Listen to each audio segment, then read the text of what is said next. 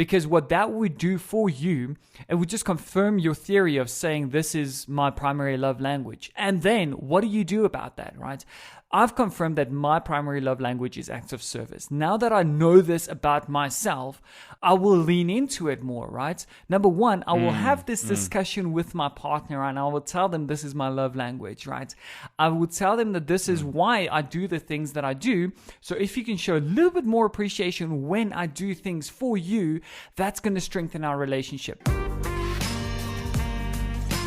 Hey everyone, welcome to the RLT podcast where we share some real life tools, tips, and tricks to help you not only discover but also reach your ultimate goals. Welcome back, ladies and gentlemen, to a brand new week and a brand new episode of the Real Life Tips podcast. This is episode number 48. I'm your host, Mono. You're joined by Leon as usual, man. Welcome back. It feels like such a long time since we last recorded. And oh yes, it is quite a bit of time since we last recorded. We finally missed a week of publishing. Hey, Manu, what happened, man? Yeah, it doesn't feel good. It doesn't feel good at all. It's something that we've tried to avoid for such a long time, man.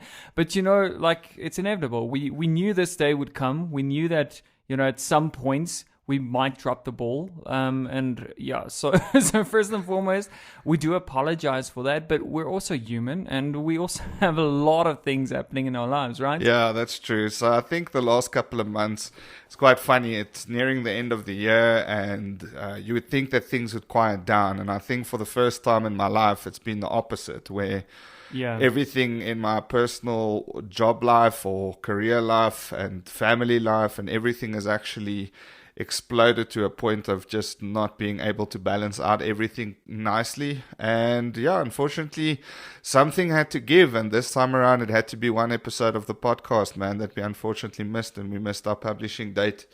But, you know, we are here. We are back. We are still going strong. And that's actually what's important, I think. Yeah, absolutely. And we will continue to bring you guys some great topics. And we just want to take a second to thank each and every one of you guys for tuning in and actually, you know, all the feedback that we've received over the last couple of months, actually the last year that we've been publishing has been just amazing. So thank you all so much for tuning in. And today will be no different, Leon. We have a great episode, a great topic planned for today that I think is extremely interesting. It's actually something that I've never heard of before. And then when I told you about it, you seem to have known about it for quite some time. But so today I really want to deep dive into this. And the topic of discussion for today is the 5 love languages. How to communicate better with your partner, how to communicate better with your friends, with your family, your siblings, maybe your parents, maybe your children, right? It's really about how do we identify gaps in our relationships and try and strengthen them in general. Yeah. So I think it's going to be quite interesting. Yes, so when you brought this up last week, I thought to myself, listen, this is actually something I've heard about a lot before. I've got 2 kids, and I remember with my firstborn, my wife, I can't remember if it was a book or a magazine or something that she read an article about kids and their love languages. And I actually then realized this is something that applies to almost any relationship. It's not just with kids. But we noticed that, you know, the firstborn would be very touchy-feely and want to sit on your lap the whole time and almost have like that separation anxiety thing. But then we weren't sure, is it separation anxiety? Because she was quite okay to kind of stay at school and things like that. But when she was around us, she would crave physical touch. You know, you had to kind of almost not pet her, but like stroke her hair and rub her back and have her sit on your lap constantly. And you know, I wouldn't say I'm not a touchy person, but it gets annoying for me after a while. Yeah. And then you would kind of feel super bad at like saying, I don't want her to like sit on my lap anymore. Like, can I go sit in the other room and you take her for a bit? And that's when we realized, hold on, this is a love language. This is something, this is her way of expressing her love and how she would like to receive love. And that's when we came across, as I said, I forget if it was a book. I never read it myself. I was just kind of filled in from the wife's side. And she went through the 5 different steps or maybe the 5 different types of language that you express love through. And maybe you should take us into those 5 and we can start unpacking them. I think there's quite a few here that I kind of overlap into. Yeah. But now that you know the 5, and I think that's the objective of this episode, is that you might overlap, you might enjoy a few of these. I certainly do. I don't think I fall into one specific category as such. I actually overlap in about 3 of these, but it's nice to kind of put a tag on it. Absolutely. It's nice to put a label on it and understand, why am I so susceptible to those types of acts of kindness or love? Yeah, and I'm really stoked about this because this is we're going to be sharing the research of Dr. Gary Chapman, and there's an official website for this as well, the5lovelanguages.com. We'll link that for you guys in the show note. But what we really will do in today's episode is let's deep dive into each and every one of these 5 love languages. And already I think as we go through these, you'll already start placing yourself into a strong category of saying that this might be my primary love language. And by identifying this, what we're trying to achieve is to say that maybe there is a miscommunication between you and your spouse, or you and your partner, or you and your friends, or you and your parents, or you and your children, right? And how can we pinpoint what that is? Let's identify what their love language is. Let's identify what our love language is. And let's see how we can better accommodate one another, because what happens then is you're strengthening the overall relationship. This can be applied to your work relationships. This can be applied to so many different things in life, or so many different relationships in life. So what we're going to do is we're going to deep dive into each and every one of these 5 love languages. We're also, as always, going to do some research and share some additional research with you guys throughout the course of this episode. And then we'll wrap it up, as we always do, with a real life tips section of saying, now that you know these things, how can you apply it to your life, and how can you break it down for yourself to remember it better and to actually start taking action? Because that's all. It's the only way of achieving any results in life, right? So quickly diving into the 5 love languages by Dr. Gary Chapman is simply stated as: number 1, acts of service. All right. Number 2, receiving gifts.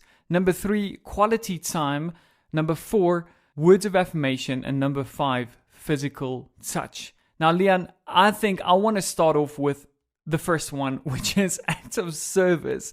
This is something that instantly I thought to myself, and I had to go and take a quiz. So by the way, there is a quiz that we will link for you guys in the show notes as well after the show. Yeah, but don't forget about that. I had to go and take the quiz just to confirm my theory of saying that I think my primary love language is acts of service. I'm extremely proactive and productive. I really want to get things done. That's all that's on my mind 24/7. And when I read the first love language is acts of service, I instantly got drawn to it. Yes, definitely. I actually also think you're in this. This was one of them that I thought appeals to you quite a bit. Maybe not so much me. I don't know if I really fall into this category, but this is usually someone that wants to help. They want to lighten loads. They're usually the kind of people that would come and offer help and extend a hand and want to lift burden from other people. They might be the guy that, if you're married to such a husband or such a wife, they'll make the breakfast, they'll sort out the dinners, they'll go out of their way to try and help and smoothen things out. Now, the more I talk about this, the more I feel like I'm not that guy, as bad as it feels. Yeah. But I would love to be that guy, but I certainly am not the type of person that literally would go out of my way to just help and lighten loads for other people.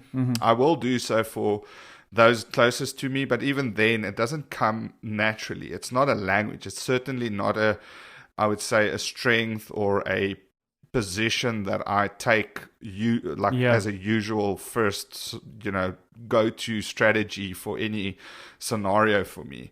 So usually the things that you want to avoid, and this is something that for each of these we'll go through, is, what do they actually entail, and what are the things that you want to avoid when you've got people that do acts of service. If you're dealing with a manager or a husband or a friend or a child that is a service rendering or an act of service type of person, you want to avoid lacking follow through, lacking any kind of follow through on small tasks, large tasks, it's going to infuriate them. Yeah. They've got a very strong sense of starting and finishing and making sure that everything is done and that it's a service that's rendered, that lightens loads, that takes away burdens, that achieves a goal, etc. And isn't that like exactly how you are? I like that you mentioned that, because what you're also saying is that not only, people whose primary love language is acts of service, not only love to serve others and love to get things done and love to get things done for them, but also receiving tasks from the other person, right? So if my primary love language is acts of service, and you come with any of the other ones that we'll discuss now, like you give me gifts and things like that, it is going to hold some value to me, but not as much as when you go do the dishes, or when you go wash my car for me, or do something like that, because that your actions speak louder than words. And I think Dr. Chapman really stated it in such a beautiful way. He said different people with different personalities give and receive love in different ways. And that's what it comes down to, right? Is that the way that I receive love, or the things that I value when people show me quote unquote love, might be completely different to the things that you value in a relationship, or the things that you 100%. see as love, right? Maybe if I come to your house and I give you a bottle of 5-year whiskey or something like that, that might be something that you would enjoy way more than me phoning you and telling you, hey Leon, by the way, I know that you said you needed to stop off at this customer and get this done. I've taken care of that for you. That is, how do you value which one is more valuable to you? And that's really what we're talking about here. And talking about receiving gifts, let's move into the second one, because this is something that, again, doesn't really resonate with me too much. And it actually proved quite true in the quiz that I took as well, is that as much as I do enjoy gifts, I think everybody enjoys gifts, right? Or receiving gifts, right? Or giving gifts. It's not as valuable to me as it would be if someone did something for me. Yes. So do I still want to receive gifts? Yes, absolutely. I think we all have each and every one of these, or at least a portion of each and every one of these 5 love languages, but we all have a primary one that is stronger above all else. And I think when it comes to receiving gifts, I mean, I immediately think about my wife, right? Not necessarily receiving, but her way of giving gifts is completely different to how I would. I would go on, your Black Fridays and so on, and literally go and buy the most wow type of gift that's within budget, because I know it's wow, it will immediately be enjoyed. I don't put much more effort or mindfulness into it. I don't think romantic necessarily. I might be a little bit more practical, and I might think, this is a nice big gift, one large thing that's kind of something you always wanted, and now it's like a problem that's gone. While she, on the other hand, is way more sentimental.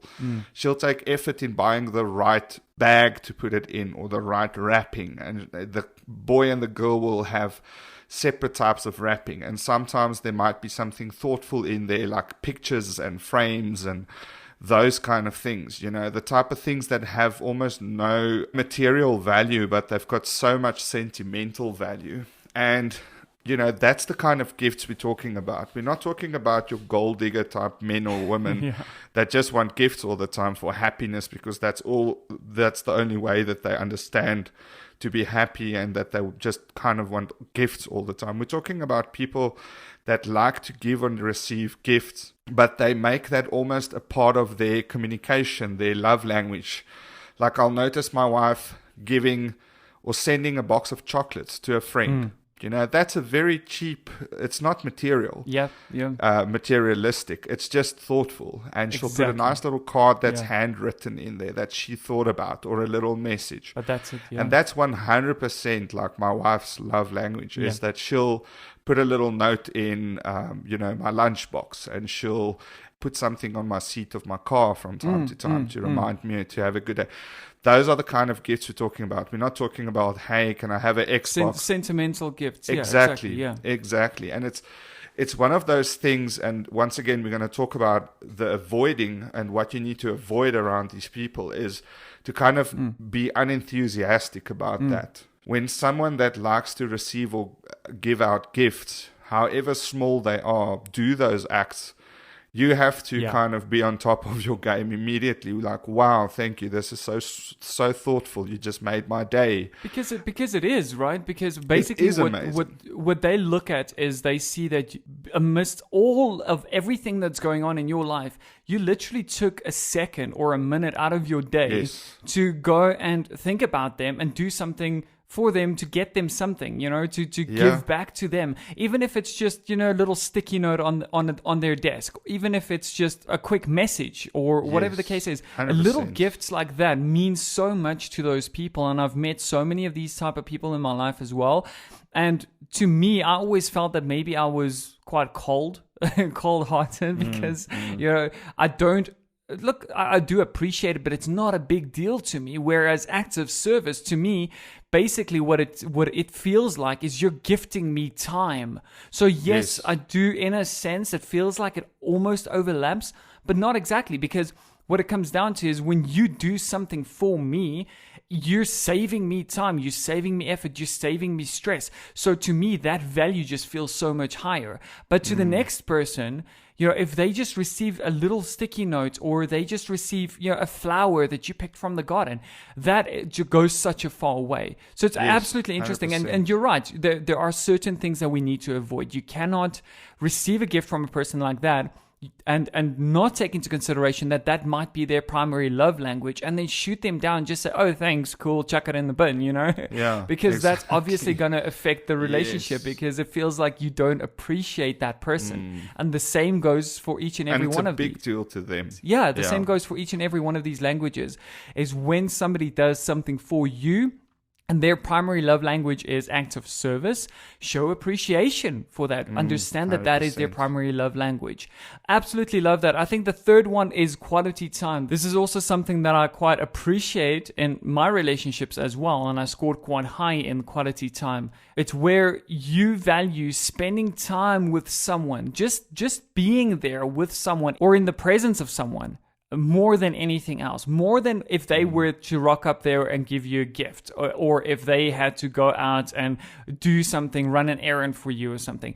All you want is to spend time with that person. I'm not talking just about your spouse or your loved one or somebody that you're attracted to, but friends. I've had this so many times with you, is that I've just value just spending time with you. I think this is a big problem, or a big contributor to us not getting through a lot of our episodes. Last night we were supposed to record and it didn't happen because we literally just wanted to catch up. Yeah. We haven't caught up in a while. So where you just value that time with other person, do you find that might be one of the stronger love languages that you're leaning towards, or you think that there's one of the other ones? 100%. I don't think it's my strongest. I do have like I would say something that is still higher than this that'll come up, but I am also I do value quality time with those that I love and my nearest and dearest, definitely. It's one of the biggest things that kind of keeps me going. I'm a very social being. I think I've said it in many episodes before. I like being around the people that I love. And when I am around them, I kind of really do bring my all and my everything and the real me. I'm very seldom not myself. Actually, I almost feel like I can get out of my cage a little bit when I'm around my people. And it's that uninterrupted kind of focused effort in making sure that you get to see those people, get to spend time with them. And again, this is friendships, this is relationships. I just really enjoy I take my families on small little weekend vacations as regularly as I can to get that exclusive time with them, completely uninterrupted, away from cell phones, away from everything.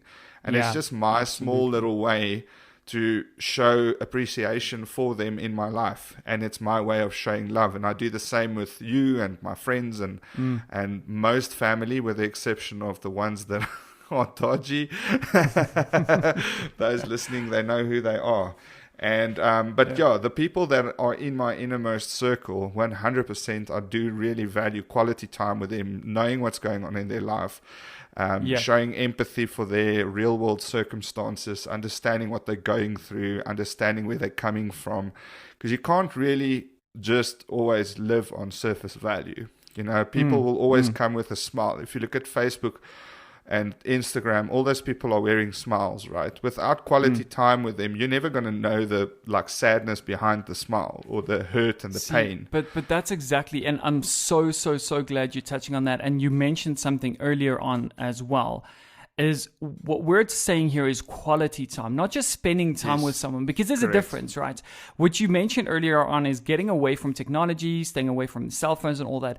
I've felt, and I think most people feel this way. I think all people feel this way. When you're talking to someone, when you're having a conversation with someone and they're on their phone whilst you're busy talking to them, that's such a big distraction from the conversation, and it's actually very disrespectful almost. It is, and it just strips all and any value out of that engagement or interaction with that person, right? So what we're talking about is that you're that kind of person that you value quality time to such an extent that you don't even take your phone out when you're in the presence of someone else. Exactly. But that's the thing. So I think just putting that on top of this specific love language and saying that if you really want to know if this is your primary love language, look at how do you spend time with those closest to you, and do you avoid distractions on purpose, right? Avoid distractions as much as possible because you value the time that you have with them more than anything else, more than the gifts that you can give them, more than the gifts that they can give you, more than the things you can do for them or they can do for you. This is where you shine, right? Oh, yeah. So quality time, absolutely. I think we all have a little bit, we definitely all have some of it in us. But for some of us, that might be our primary love language. The second last one, which is words of affirmation. This is something that I feel so awkward when people compliment me, dude. I don't know about you, but it's like, I don't know what to do. It's like, wow, you were amazing. You're just the best at what you do, or you just nailed that. And I'm like, cool, thank you. And then if they carry on, it makes me uncomfortable. So I know for a fact this isn't my primary love language. Look, we all love compliments. We all love receiving compliments. I love giving compliments as well. I do this so often because it makes me feel good, but it's definitely not my primary love language. What about you? It's actually, so this is my primary one.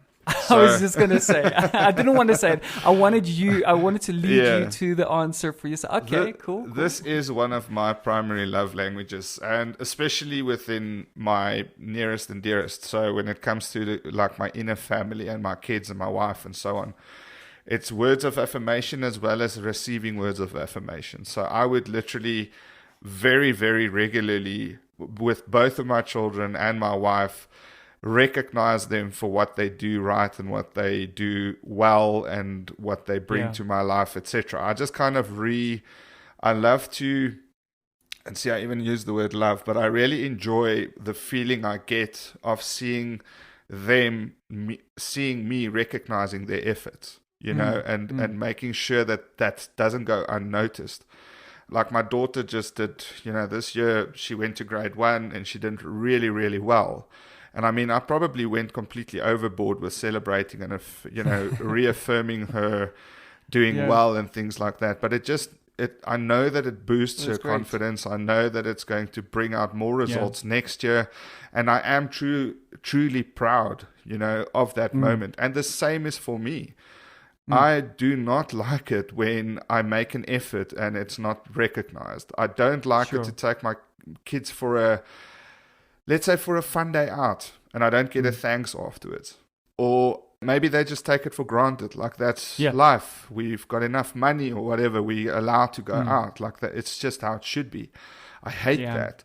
I absolutely hate that. I hate, making an effort and it not being seen as an effort and maybe just being seen as that's what should happen. That's where it comes from for me at least. And the same with my wife. Every single moment that I can reaffirm her or reassure her of something, I do that. And it's because I know that most people are born into this world with major insecurities, and I am the same way.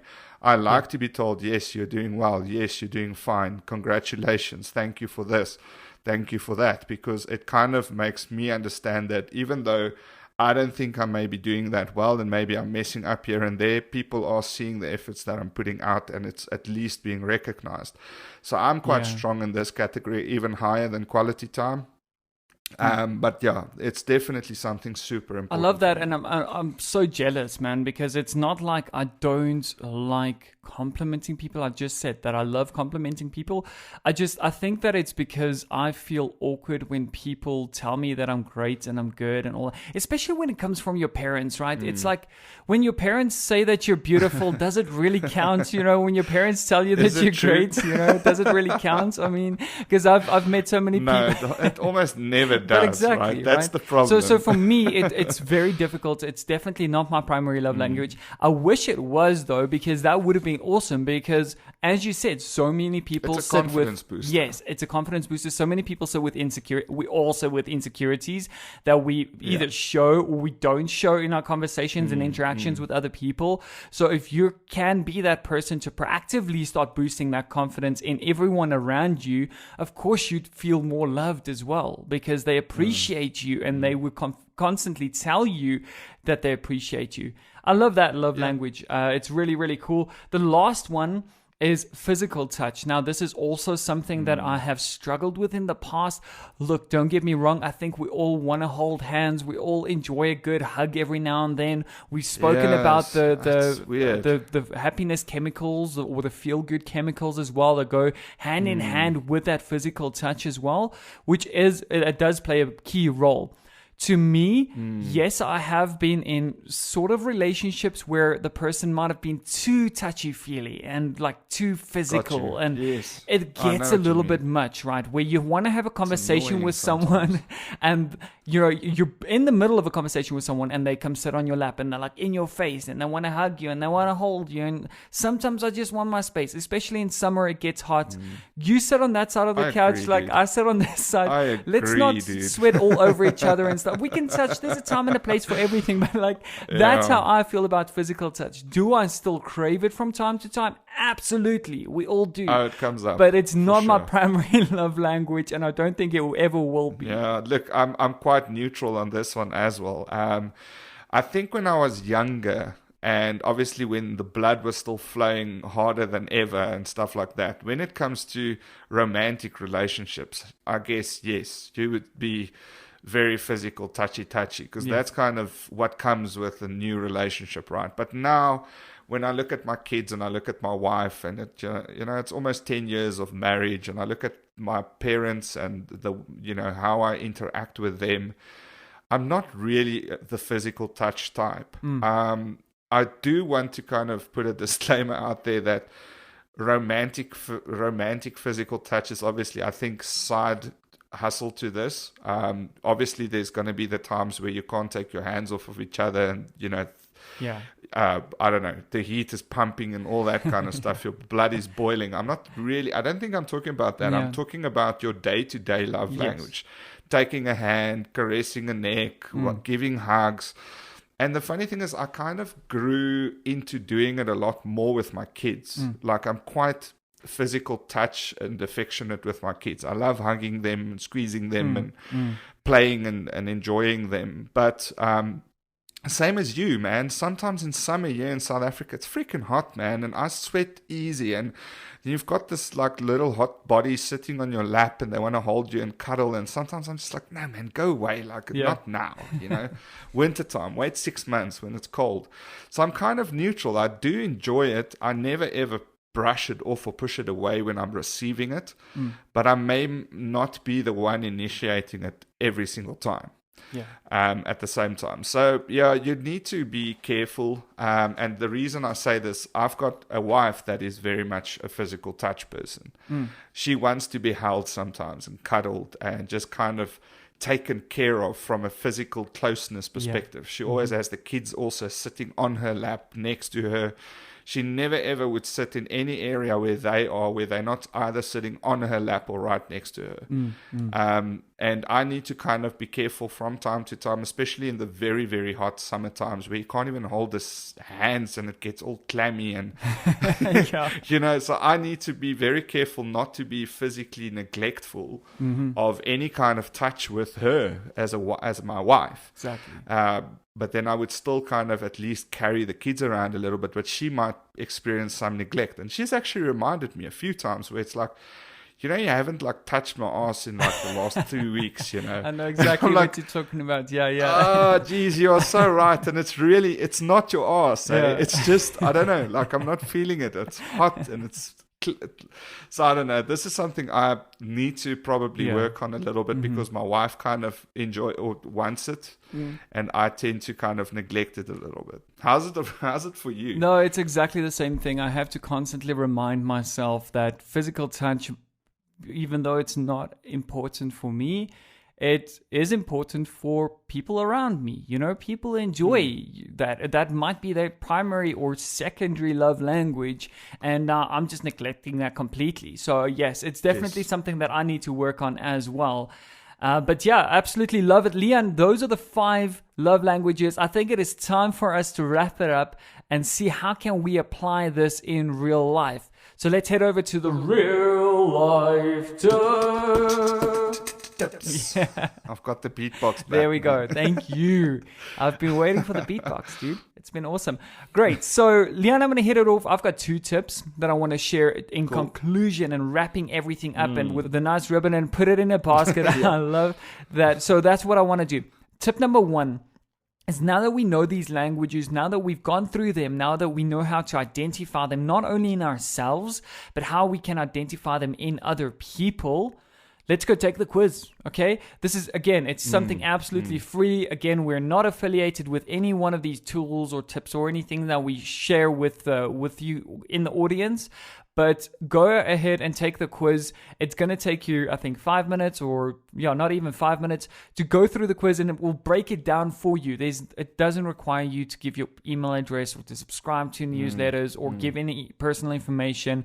It really is as simple as that. So go to 5lovelanguages.com. That's the number 5lovelanguages.com. Go take the quiz, because what that would do for you, it would just confirm your theory of saying this is my primary love language. And then what do you do about that, right?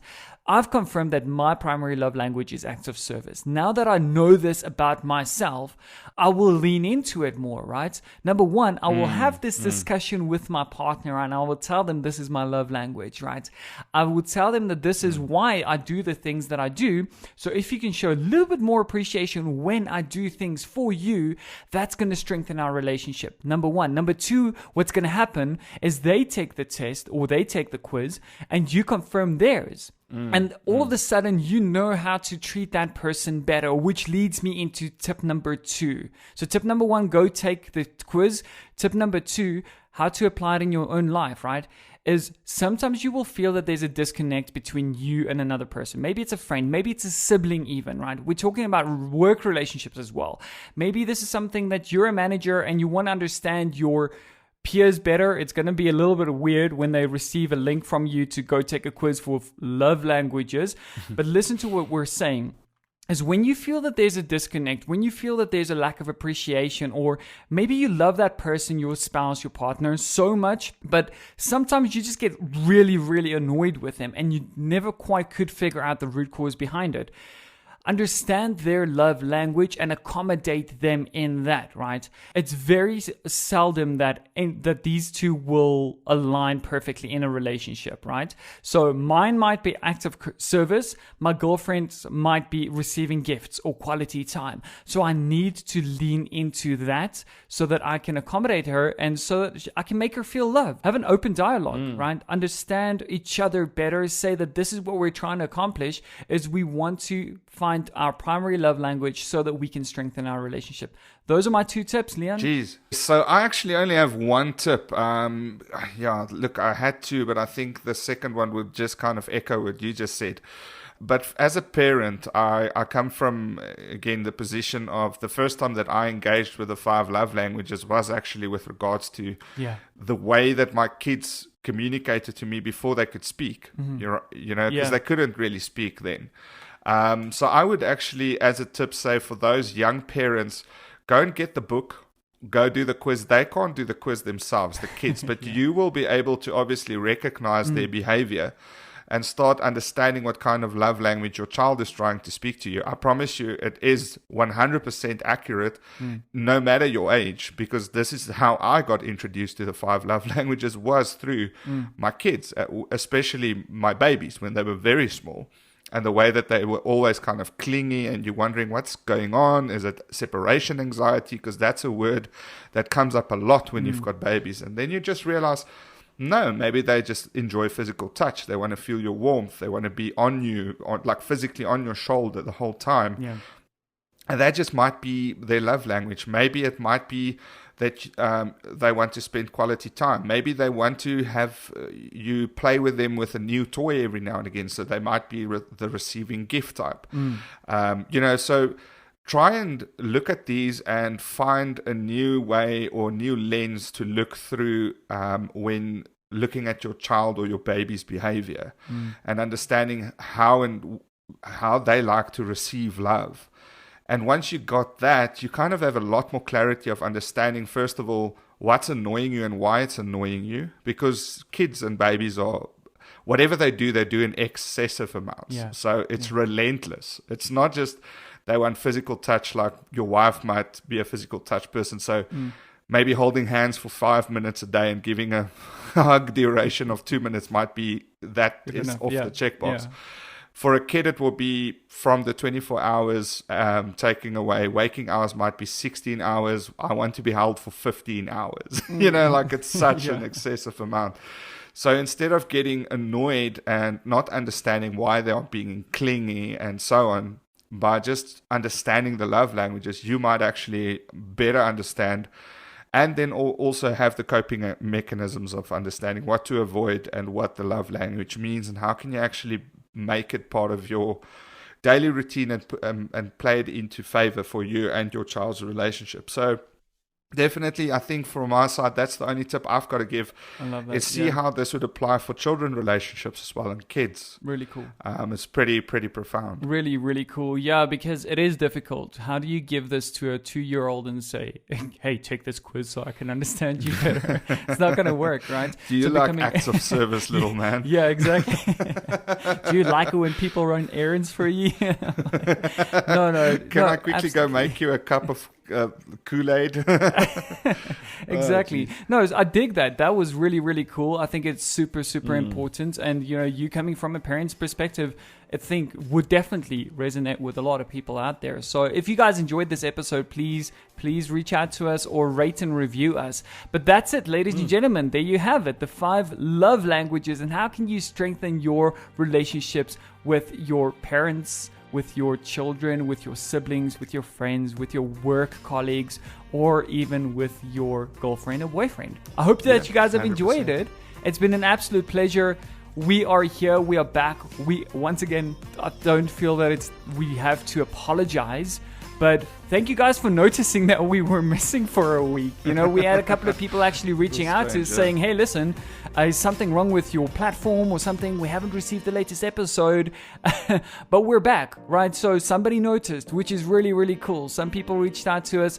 If that's one of you, if we ever do miss an episode, go and listen, catch up with some of the earlier episodes that you might have missed. But that's it, ladies and gentlemen. I look forward to seeing you guys back here in the next episode. We have another great one coming up for you guys before we wrap up this season. We're going to move into season 2, in the brand new year as well. So we got some special ones coming at you over the next 2 weeks. So stay tuned for that. With that being said, this is me signing off, Mono. Yeah, really looking forward to that, man. That's going to be really awesome. So stay safe out there. This was Leah, and I'll see you guys on the next episode. Cheers. Bye.